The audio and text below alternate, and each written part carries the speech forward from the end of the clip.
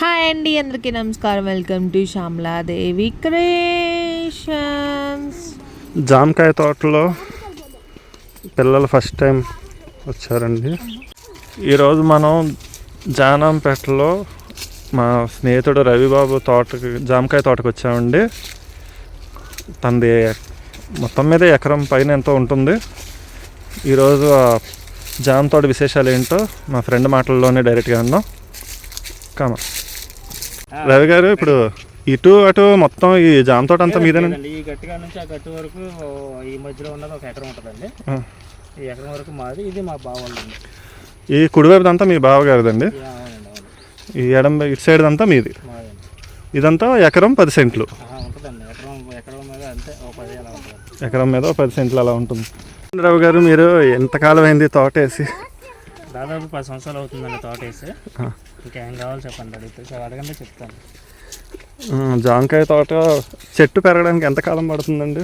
3 సంవత్సరాలు పట్టుద్దండి. 3 సంవత్సరాల నుంచి కాయ కూడా తయారవుద్ది. సంవత్సరానికి మనం అమ్ముకోవచ్చండి. సంవత్సరానికి ఆదాయం ఎంత వస్తుంది అంటారండి?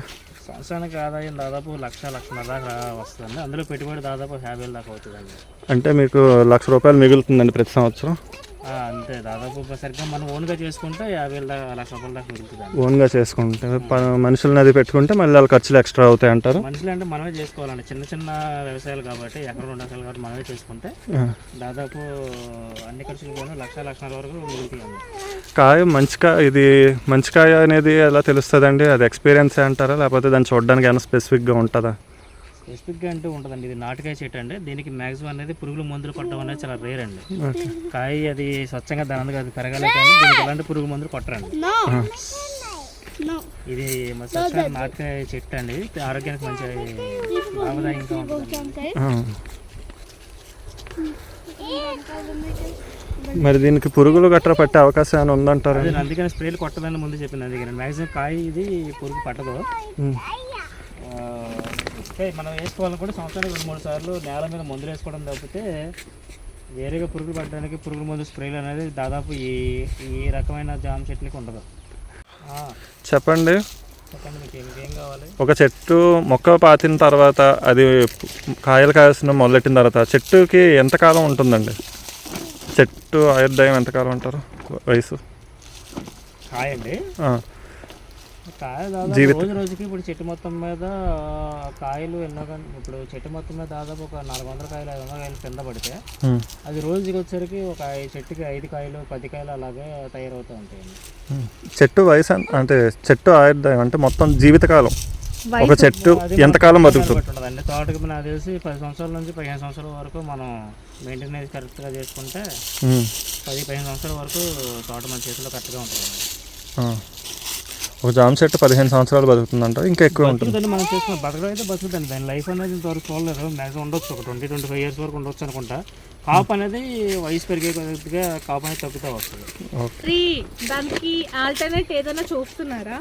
ఎలాగంటే ఆల్టర్నేటివ్ అంటే ఇంకో కొత్త చెట్లు వేయడం, కొత్త పంట ఏదైనా వేసే ఉద్దేశం ఉందండి? జామ తోటనే కంటిన్యూ చేసే ఉద్దేశం? మనకి ఎలా వ్యవసాయం అనేది చిగుర్లు కొట్టుకొని కాపు నిలబెట్టుకుంటా చేసుకుంటూ ఉంటే తర్వాత ఇక ఫ్యూచర్లో కాపు అనేది తగ్గుతూ వస్తే ఆటోమేటిక్గా ఇక మనం పూర్తిగా దాన్ని తీసేసి వేరే ఐటమ్ ఇంకేదైనా ప్లాన్ చేసుకోవచ్చు. అది మళ్ళీ జామ పెట్టుకోవచ్చు, లేదనుకుంటే అది ఇంకా ఏదైనా కొత్తగా ఉంటే ఏదైనా వ్యవసాయం చూసుకోవచ్చు. రవి గారు, చెప్పండి, ఈ తోటతో మీ అనుబంధం ఎటువంటిది?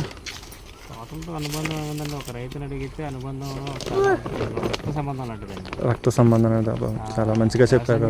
రైతు భూమి మాత్రం వదిలిపెట్టండి. ఈ జామ తోటకు ముందు ఇంకే మొక్కలు పెంచేవారండి? ఇంతకుముందు నాకు తెలిసినంత వరకు అయితే పొద్దుతిరుగుడు, సమ్మర్లో పుచ్చకాయ, తర్వాత ఎక్కువగా మొక్కజొన్న వేసేవాళ్ళం. మొక్కజొన్న చాలా ఎక్కువ బాగా ఎక్కువ వేసారు. ఇదే స్థలంలోనండి, ఇదే పొలం? ఇంచుమించి ఇప్పుడు ఈ దగ్గరలో ఉన్నాయి కూడా మొక్కజొన్న చాలా ఇదే వేసేవారు. ఒక 10 ఇయర్స్ బ్యాక్ అయితే కంటిన్యూగా ఎవ్రీ ఇయర్ మొక్కజొన్న మాత్రం గ్యారంటీగా వేసేవారు. ఈ చుట్టుపక్కల దాదాపు మొక్కజొన్న 100 ఎకరాలు ఉంటుంది. 100 ఎకరాలు జానపల్లి గ్రామానికి సంబంధించి 100-150 ఎకరాలు ఉంటుంది. మ్యాక్సిమం 150 ఎకరాలు ఈ టైంలో మొక్కజొన్న వేసేవాళ్ళు గట్టిగా. ఫస్ట్ వరి వేసేవాళ్ళు బాగా, వరి తర్వాత రెండో పంట వచ్చేసరికి మొక్కజొన్న వేసేవాళ్ళు. కొంతమంది అయితే పొద్దుతిరుగుడు, సన్ఫ్లవర్. మరి ఇక్కడ నీటికి సదుపాయం ఎట్లా ఉంటుంది? బోర్లు ఉంటాయండి, ఇబ్బంది ఉండదు. మేమైతే చాలా జామకాయలు కోసుకున్నామండి. అలాగే నేను ఫస్ట్ టైం రావడం ఇలా జామ తోటకి, మా పిల్లలు కూడా ఫస్ట్ టైమే. మంచి ఎక్స్పీరియన్స్ అయ్యింది. మేము చాలా ఎంజాయ్ చేసాం. మంచి మెమరీస్ వచ్చాయి.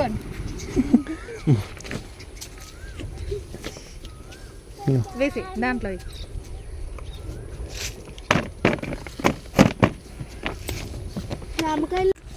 రవి గారు చెప్పండి, జామ ఆయిల్స్ తీస్తారంట, అది ఈ జామేనండి?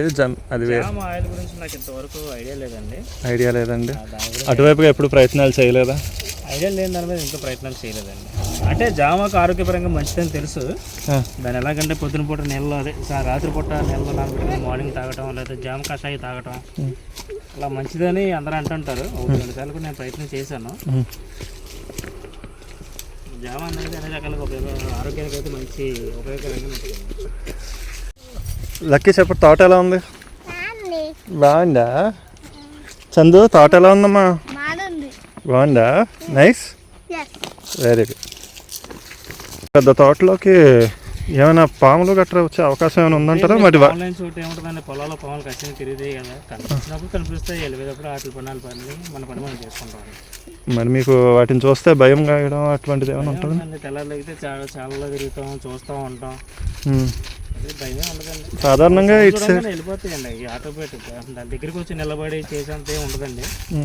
తిరుగుతూ ఉంటాయి, ఈ శబ్దానికి అవి కూడా వెళ్ళిపోతూ ఉంటాయి. సాధారణంగా ఏ పాములు ఉంటాయండి ఇటు సైడు? ఉంటాయండి, పాము, తాచుపాములు ఉంటాయి, జరుగోడ్లు ఉంటాయి, రక్తపింజర్లు ఉంటాయి. రక్తపింజర్లు కూడా ఉంటాయండి? ఉండొచ్చండి, ఉంటాయి. యాక్చువల్లీ చెప్పాలంటే కర్ర పట్టుకుని వస్తారు, ఇలా రారు. తోటలోకి వచ్చినప్పుడు శబ్దం చేస్తారు కర్రతో, పాములు వెళ్ళిపోవడానికి. కర్ర కంపల్సరీగా ఉంటుందండి. పాములు అనేది రేరమ్మా, ఎక్కడో తిరుగుతూ ఉంటాయి, పద్దాకులు కనిపించవు. కానీ మోస్ట్లీ భయం వేస్తుంది కదా, ఆ అనుమానం ఫస్ట్. అమ్మ పొలాలంటే ఇప్పుడు మీరు కొత్త వాళ్ళు కాబట్టి, పొలాలకి తక్కువ కాబట్టి మీరు ఆ భయంతో వస్తారు కాబట్టి భయం. చాలలో తిరిగే వాళ్ళు, రైతులు అనే పద్ధతి అలా వేస్తే చాలలో ఉంటారు కాబట్టి వాళ్ళకి అంతగా భయం ఉండదు. అంతే. మీ వాల్యుబుల్ టైంని మా కోసం కేటాయించినందుకు మా ఛానల్ తరఫున మీకు ధన్యవాదాలు తెలియజేసుకుంటున్నాం అండి. మీరు ఇలా వచ్చి ఇంటర్వ్యూ చేయడం మాకు సంతోషంగానే ఉందండి. Thank you.